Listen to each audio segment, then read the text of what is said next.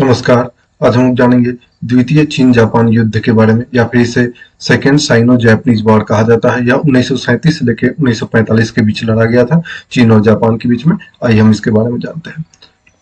ये देखिए, ये है एशिया का मानचित्र। यहाँ पे देखेंगे तो ये है अपना प्यारा भारत, यहाँ देखेंगे तो ये है चीन, और यहाँ पे देखेंगे तो ये है जापान। ठीक है, तो इसी चीन और जापान के बीच जो युद्ध हुआ था उसी के बारे में हम जानेंगे। आइए, उस वक्त जो है चीन के जो लीडर थे वो चियांग काई शेक थे। ठीक है, और उस वक्त चीन का नाम हुआ करता था रिपब्लिक ऑफ चाइना। और जापान के देखेंगे तो जापान के जो इम्परर थे उनका नाम था इम्परर शोवा, या फिर इन्हें उपनाम इनका हिरोहितो भी था, इम्परर हिरोहितो। ठीक है, आइए उसके बाद थोड़ा सा हम लोग चीन के बारे में जान लेते हैं। तो चीन पे 1644 से ही क्विंग राजवंश का शासन था। ठीक है, इसे मंचू लेड गवर्नमेंट भी कहा जाता था। दरअसल ये देखिए, ये है चीन का प्रांत मंचूरिया। ठीक है, और यहीं से जो है ये क्विंग राजवंश ये पूरे चीन पे शासन करता था, तो इसीलिए इसे मंचू लेड गवर्नमेंट या फिर क्विंग राजवंश कहा जाता था। ठीक है, 1911 में इस क्विंग राजवंश के खिलाफ चीन में एक विद्रोह हुआ, और यहाँ से जो ये क्विंग राजवंश के जो आखिरी सम्राट थे, सम्राट पुई, इनको देख रहे हैं, इनका नाम है सम्राट पुई। ठीक है, ये क्विंग राजवंश के आखिरी शासक थे। तो इनको हटा करके डॉक्टर सनयात सेन, यानी ये डॉक्टर सनयात सेन के नेतृत्व में एक रिपब्लिक ऑफ चाइना का गठन किया गया। लेकिन उस वक्त जो है चीन जो है कई छोटे छोटे प्रांतों में बटा हुआ था। जैसे अपने यहाँ भारत में आप पहले पढ़ते होंगे कि भारत जो है पहले अलग अलग राजाओं द्वारा अलग अलग शासन था। ठीक है, छोटे छोटे राज्यों में भारत पहले बटा हुआ था।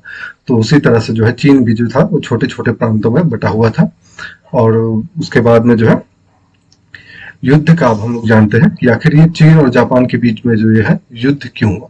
तो देखिए, 1927 में 1927 में जापान के प्रधानमंत्री बनते हैं बैरन तनाका। ठीक है, ये है बैरन तनाका। ये जापान के प्रधानमंत्री बनते हैं, और ये जापान को एशिया का सबसे शक्तिशाली राष्ट्र बनाना चाहते थे। इसके लिए तनाका जो है वो सम्राट के सामने, यानी जापान के जो सम्राट थे इम्परर हिरोहितो, उनके सामने एक अपना स्मरण पत्र जारी करते हैं। और इस स्मरण पत्र में ये लिखते हैं कि अगर जापान को विकास करना है तो जापान को कोरिया, यानी ये वाला क्षेत्र, ठीक है, उसके बाद मंचूरिया, और उसके बाद पूरे चीन पे अधिकार करना होगा। ये तनाका का स्मरण पत्र था। इसको और विशेष रूप से देखिए, यहाँ बड़े मानचित्र में ये है कोरिया। ठीक है, और उसके बाद में यहाँ पे ये है मंचूरिया, और उसके बाद ये हो गया आपका पूरा चीन। तो ठीक है, तो इसी पे अधिकार करने के लिए जापान के जो बैरन तनाका प्रधानमंत्री है वह स्मरण पत्र अपना जारी करते हैं। इसके बाद देखिए, प्रथम चीन जापान युद्ध जो है, एक बार चीन और जापान के बीच पहले भी 1894 से 95 के दौरान एक युद्ध हो गया था। इसमें मैंने एक सेपरेट लेक्चर कवर किया हुआ है प्रथम चीन जापान युद्ध के बारे में। ठीक है, आप चाहे तो उसे देख सकते हैं। तो इस युद्ध के दौरान जो है प्रथम चीन जापान युद्ध जो 1894 से 95 में हुआ था, उसमें जो है जापान ने जो है चीन को हरा करके कोरिया, ये वाला जो क्षेत्र है कोरिया, जो अभी उत्तर कोरिया और दक्षिण कोरिया दो देशों में बटा हुआ है, उस वक्त एक स्वतंत्र कोरिया प्रांत हुआ करता था। ठीक है, तो इस कोरिया में एक अपना समर्थित सरकार, जापान जो है अपने समर्थन से यहाँ कोरिया क्षेत्र पे एक सरकार का गठन कर चुका था, यानी कोरिया जो है मुख्यतः जापान के नियंत्रण में आ चुका था। उसके बाद में जो है ये फार्मोसा द्वीप, जिसपे अभी ये जो ताइवान देश है, इसका द्वीप, इस द्वीप का नाम जो है फार्मोसा द्वीप है, जिसपे अभी ताइवान देश है। ठीक है, तो इस फार्मोसा द्वीप पे भी जो है जापान का नियंत्रण हो गया था 1894 से 95 युद्ध के बाद में। ठीक है, यह दोनों क्षेत्र जो है चीन से उसने, जापान ने अधिकार में ले लिया था 1894 से 95 की जो प्रथम चीन जापान युद्ध हुआ था। उसके बाद जो है अब जापान, जब जापान के पास अब ये कोरिया प्रांत में जापान की समर्थित सरकार थी, फार्मोसा यहाँ पे जापान का ही नियंत्रण था, तो अब जापान को जो है मंचूरिया, यानी ये वाला क्षेत्र मंचूरिया, और ये शांडोंग प्रांत, ठीक है, यहाँ पे ये जो क्षेत्र पड़ता है ये हो गया आपका शांडोंग प्रांत। तो इस शांडोंग प्रांत में जो है मंचूरिया और शांडोंग प्रांत पे अब जापान को अपना नियंत्रण करना था। इसके बाद जो है अगर ये मंचूरिया और शांडोंग प्रांत पे अगर जापान का नियंत्रण हो जाएगा तो जापान जो है यह चीन को पूर्वी जो उसका पूरा समुद्र तट है वो पूरा उसके नियंत्रण में आ जाएगा, क्योंकि यहाँ भी जापान का पहले से ही नियंत्रण है, कोरिया में भी जापान का नियंत्रण हो चुका है। तो बच गया ये मंचूरिया वाला क्षेत्र और उसके बाद में ये शांडोंग प्रांत। ठीक है, अब देखिए यहाँ पे 1928 में जो है चांग काई शेक जो है, जो चीन जो छोटे छोटे प्रांतों में बिखरा हुआ था, इस चीन का एकीकरण करते हैं और पूरे चीन के लिए एक सरकार का गठन करते हैं।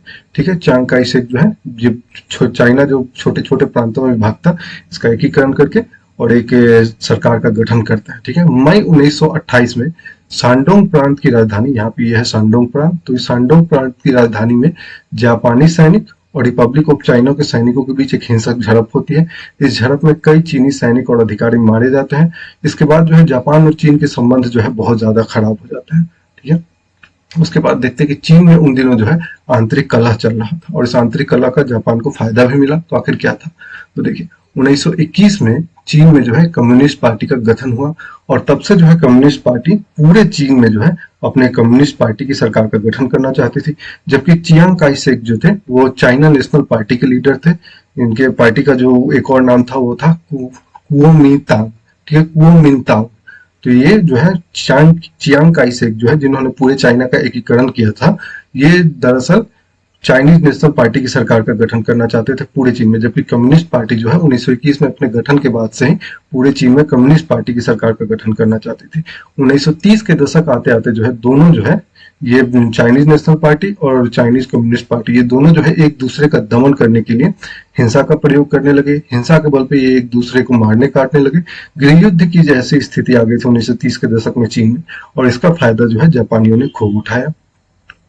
मंचूरिया पे जब चीन में जब आंतरिक कलह चल रहा था तो इसका फायदा उठाते हुए मकदून में एक जापानीज रेल चलता था, या मंचूरिया प्रांत के पास में ही मकदून में एक जापानी रेल चलता था। उस रेल पे जापान ने आरोप लगाया कि चीनी सैनिकों ने उस रेल पे हमला किया है और इसके बाद जो है सितंबर 1931 में जापान ने यह हमला के आरोप लगाते हुए जापान ने पूरे मंचूरिया प्रांत पे हमला कर दिया और लगभग 6 महीने के भीतर जो है पूरे इस मंचूरिया प्रांत पे कब्जा कर लिया। 1932 आते आते जो है जापान ने इस क्षेत्र के मंचूरिया नाम को बदल करके मंचूकुओ नाम से इस क्षेत्र का एक नया प्रांत का गठन किया। ठीक है, इस क्षेत्र में मंचूरिया नाम बदल करके मंचूकुओ नाम दिया इस क्षेत्र का। ठीक है, और यहाँ पे जो है ये जो सम्राट पुई जो थे, ये जो क्विंग राजवंश के आखिरी सम्राट थे जिन्हें निष्कासित कर दिया गया था, तो इस सम्राट पुई को जो है इस मंचूकुओ प्रांत का जो है सम्राट बनाते हैं, सम्राट घोषित करते हैं।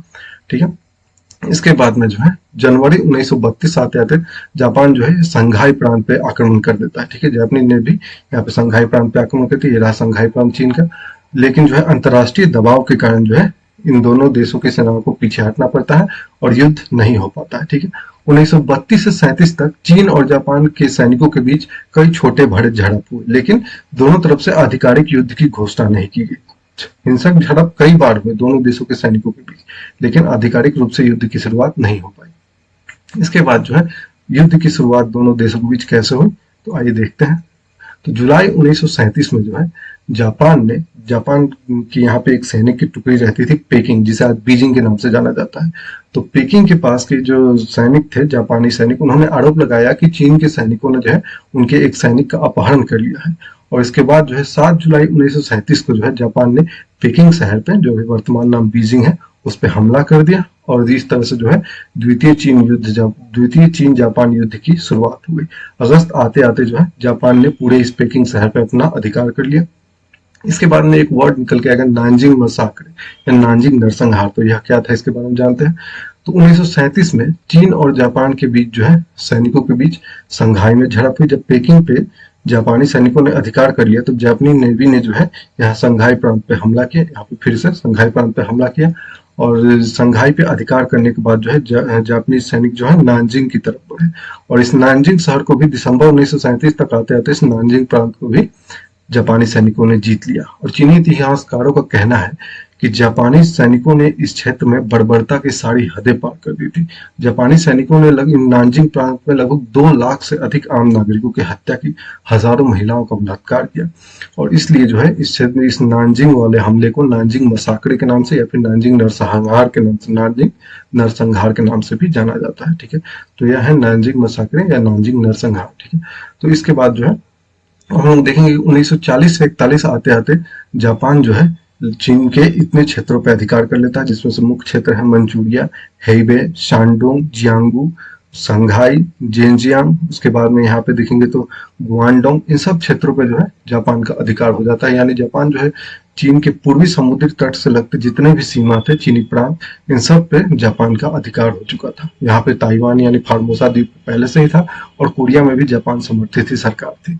तो इस तरह ये जो है 1940 से 41 के दौरान जापान द्वारा जीते गए चीन के इतने सारे ये सब प्रांत हैं। इसके बाद देखिए अब अमेरिका इस युद्ध में कूद जाता है। कब? तो जब दिसंबर 1941 में जापान जो है अमेरिकी नौसैनिक अड्डा पर्ल हार्बर पे हमला कर देता है। तो इसके बाद जो है अमेरिका जापान के खिलाफ युद्ध का घोषणा कर देता है। ठीक है, देखिए अब जापान ने किस लिए अमेरिकी नौसैनिक अड्डे पे, पर्ल हार्बर पे हमला किया, ये एक अलग टॉपिक है, हम उस पर नहीं जाएंगे। ठीक है, तो अब जापान के खिलाफ जो है अमेरिका युद्ध की घोषणा कर देता है। इसके बाद जो है जापान दो मोर्चों पे लड़ने लगता है, यानी जापान जो है अपनी पूरी ताकत से अमेरिका से लड़ने लगता है। ठीक है, इसका फायदा जो है चीनी सैनिक उठाते हैं और वो जापान के खिलाफ जो है गुरिल्ला युद्ध नीति या छापामार युद्ध की शुरुआत कर देते हैं। ठीक है, अब जापान जो है दो मोर्चे पे लड़ रहा है, एक पूरी ताकत से वो अमेरिका से लड़ रहा है और दूसरी तरफ वो चीनी गुरिल्ला, जो गुरिल्ला युद्ध नीति से चीनी सैनिक लड़ रहे हैं उनसे भी लड़ रहा है। देखिए गुरिल्ला युद्ध नीति या छापामार युद्ध होता है कि जैसे किसी भी सैन्य ठिकाने पे हमला करके फिर जंगलों में गायब हो जाना, ठीक है, या फिर पहाड़ों में छुप जाना, इसी को गुरिल्ला युद्ध नीति या छापामार युद्ध कहते हैं। तो जापान जो है अब दो मोर्चों पर लड़ रहा था। इसके बाद में हम देखेंगे कि अब युद्ध किस तरह से समाप्ति की ओर जा रहा है। तो वर्ष 1945 आते आते जो है सोवियत संघ भी जो है जापान के खिलाफ युद्ध का घोषणा कर देता है। दरअसल इससे पहले भी 1904 से 1905 के दौरान जो है रूस और जापान के बीच में युद्ध हो चुका था, जिसमें रूसी सैनिक हारे हुए थे। तो इसी का बदला लेने के लिए 1945 आते आते सोवियत संघ, यानी जो अभी का रूस है, इसने भी जापान के खिलाफ युद्ध की घोषणा कर दी। अब जो है जापान तीन मोर्चों पर लड़ने लगा। एक तरफ सोवियत संघ की सेना, सोवियत संघ की सेना ने हमला कर दिया जापान पे, दूसरी तरफ से चीनी सैनिक गुरिल्ला युद्ध की नीति से हमला कर रहे थे, तीसरी तरफ अमेरिका जो है वो जापान पे हमला कर रहा था। तो इस तरह से जापानी जो सैनिक थे वो अब तीन मोर्चों पे लड़ रहे थे, इसलिए जापान अब पूरी तरह कमजोर हो गया हुआ था। इसके बाद जो है 6 अगस्त और 9 अगस्त 1945 को अमेरिका ने जापान के दो शहर हिरोशिमा और नागासाकी पे परमाणु बम गिराया, जिसके बाद जो है जापान ने आत्मसमर्पण कर दिया और जापान के आत्मसमर्पण के साथ ही द्वितीय चीन युद्ध जो है समाप्त हो गया। और इस द्वितीय चीन युद्ध में जापान के आत्मसमर्पण के बाद चीन की जीत हुई और इस तरह से जापान ने जितने भी क्षेत्र पे चीन के कब्जा किया हुआ था उन सब क्षेत्रों को लौटाना पड़ा। मंचूरिया, शानडोंग, हेबे, जियांगू, जेजियांग, फुजिया, उसके बाद में गुआंगडोंग, इन सब क्षेत्रों पे, जिन जिन क्षेत्रों पे जापान का अधिकार था उन सब क्षेत्रों पे चीन को वापस करना पड़ा। कोरिया पे एक स्वतंत्र सरकार की गठन हुई जो आगे चल के उत्तर कोरिया और दक्षिण कोरिया दो देशों में बट गई, ये अलग टॉपिक है। उसके बाद में यहाँ पे एक ताइवान नामक, एक फार्मोसा द्वीप पे एक ताइवान नामक देश बसता है, ये भी एक अलग टॉपिक है जिसके बारे में हम लोग कभी और जानेंगे। तो यह था द्वितीय चीन जापान युद्ध। मिलेंगे नेक्स्ट वीडियो में। बहुत बहुत धन्यवाद।